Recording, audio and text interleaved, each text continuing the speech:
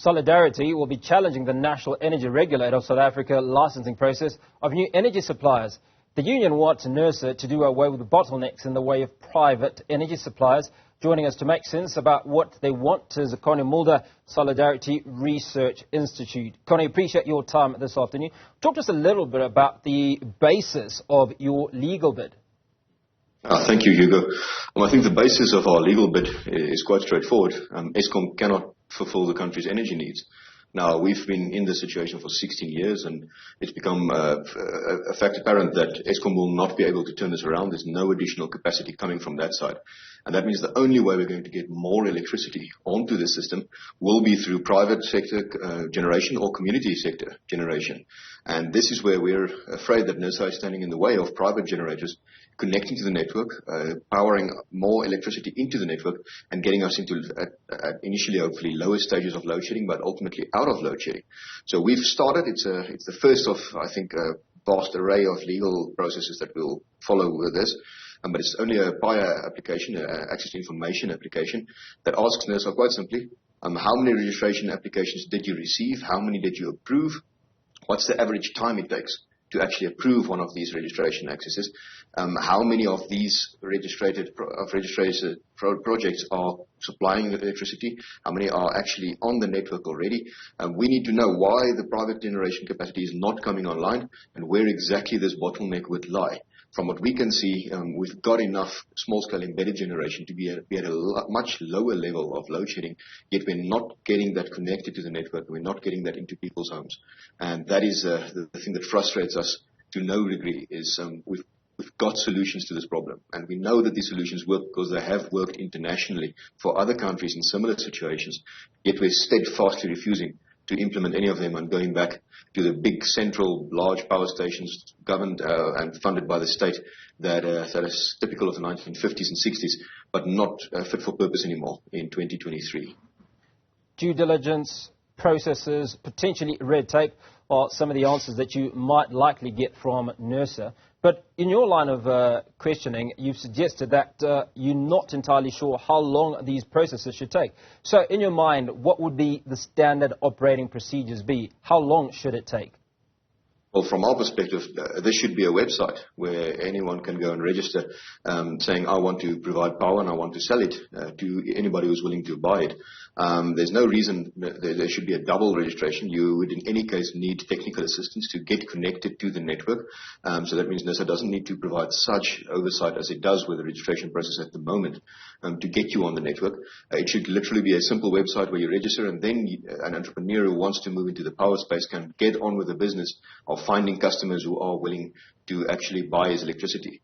But that's the second part that we're asking Nersa, and we're quite worried, is President Ramaphosa announced last year, August, that there would be a feed-in tariff for rooftop solar and that wheeling tariffs will be publicized. Now, Nersa is in charge of publicizing tariff guidelines at least, but from what we can tell, nothing has been updated, and this makes it impossible for investors. If you have no idea what it's going to cost to wheel electricity across the network to an end user, or what you might possibly get back if you're somebody who's considering solar panels on your roof, theoretically, you should be getting something back if you're supplying excess electricity into the system, reducing load shedding, getting yourself off everything that we want, yet no guidelines have been published with feed-in tariffs since 2009 by Nersa. And this is something that we're also asking is, where are these tariff guidelines? Why aren't they published? And what exactly have you done to incentivize people to either generate their own power or to get excess power into the grid as quick as possible? I think we're at a point where we can't pick and choose what power we get onto the grid. We need any generation that we can. And Nersa dragging its feet and taking as long as humanly possible with each of these processes is something that we simply cannot afford at the moment. Well, I'd have to maybe question your line of thinking, and as far as we can't choose the source of the power that we take on the grid. I'd imagine that the process of becoming an independent power producer is not as simplistic as you might suggest. I'd imagine that it is an intensive process, certainly at least financially. I mean, what does it cost for an independent power producer to set up and be able to produce a significant amount of power that Eskom would be interested in?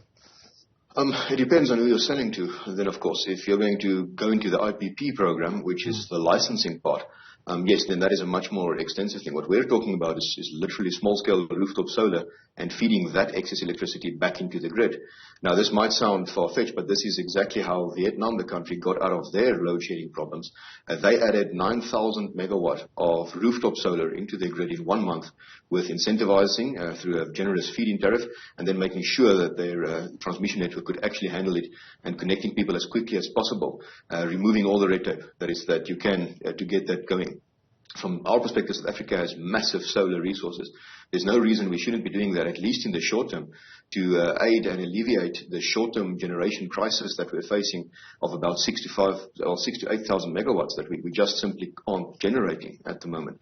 So for us in the next 3-4 years, this should be where the focus lies, is very small-scale generation, which isn't nearly as complex or proper, technically difficult as being part of the IPP program would be. Not that we're saying drop the IPP program, obviously get all the power on that you can, but for a municipality, for example, there's no reason you can't incentivize the people who are capable of putting solar panels on their roof to say, but won't you try and feed that back into the network and at least have us at 1 or 2 stages lower of load shedding so that businesses can operate, because that is the harsh reality that we're facing is when the power goes off, the small-scale bakery can't make it, the small-scale cafe has to close, and that has devastating consequences. So from our perspective, it should be all hands on deck, yet we've got a government that insists on trying to solve this through the same problem-solving techniques that have got us here in the last 16 years.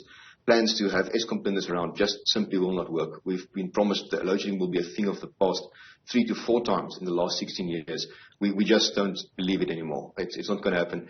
If we want to get out of this, the only way will be to add power from the private sector and the community sector, and that means we will have to do it ourselves. And that's where we're asking us, please step aside, the government, please step aside, let us solve this problem. Connie Mulder, Solidarity Research Institute, appreciate your time this afternoon.